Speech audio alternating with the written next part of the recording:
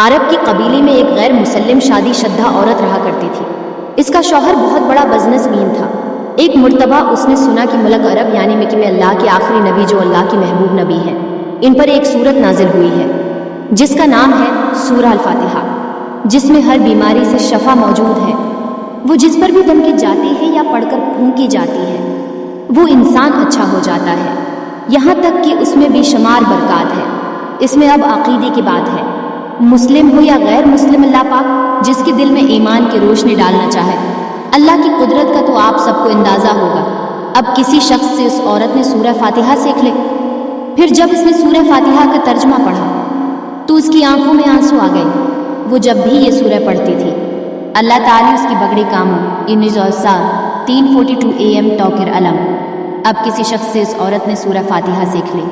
پھر جب اس نے سورہ فاتحہ کا ترجمہ پڑھا تو اس کی آنکھوں میں آنسو آ گئی۔ وہ جب بھی یہ سورہ پڑھتی تھی اللہ تعالیٰ اس کی بگڑی کاموں کو سنوار دیتا۔ ایک دن اس کی بیٹی کو ایک خطرناک زہریلی بچھو نے کاٹ لیا۔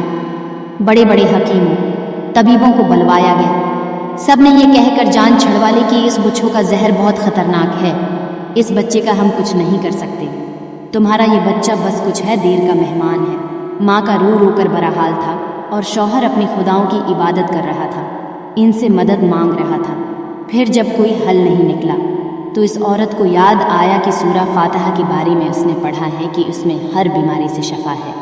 اس کے دل میں خیال آیا کہ اگر میں اسے پڑھ کر اپنے بچے پر دم کروں تو کیا میرا بچہ ٹھیک ہو جائے گا، کیونکہ اللہ تعالی نے اس عورت کو ایمان کی طرف لانا تھا، اس کے دل میں اسلام کی محبت مزید پیدا کرنے تھے، تو اس کی زبان میں تاثیر دے دی۔ جب اس نے اس سورہ کو پڑھ کر اس جگہ پر دم کیا جہاں بچھو نے کاٹا تھا تو اس کا لڑکا اٹھ کر بیٹھ گیا، اور جب اس نے سورہ فاتحہ کو پانی پر دم کر کے پلایا تو وہ اٹھ کر ایسی کھڑا ہو گیا جیسے کسی بچھو نے کبھی کاٹا ہی نہیں تھا۔ 10:45 AM ٹوکر علم۔ جب دوست کو خبر ملی کہ دوست کی بیوہ کا کوئی سہارا نہیں ہے تو وہ اس کی بیوہ کے پاس آیا اور کہنے لگا آپ فکر نہ کریں، وہ میرے بھائی کی طرح تھا، میں آپ کی مدد کروں گا اور جو بھی پریشانیاں ہیں وہ سب دور ہو جائیں گی۔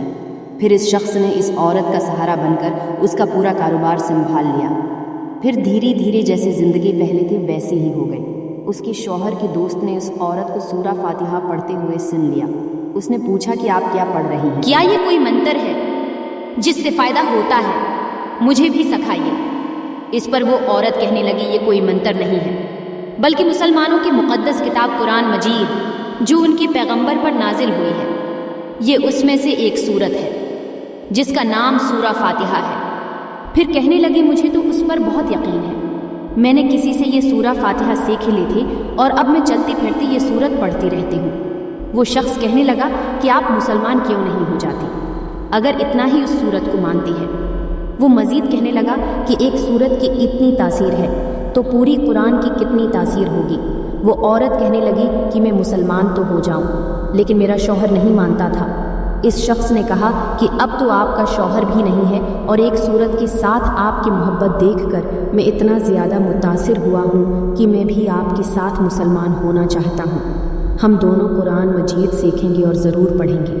وہ کہنے لگے جی آپ نے بالکل صحیح کہا، اور یوں وہ دونوں مسلمان ہوگی۔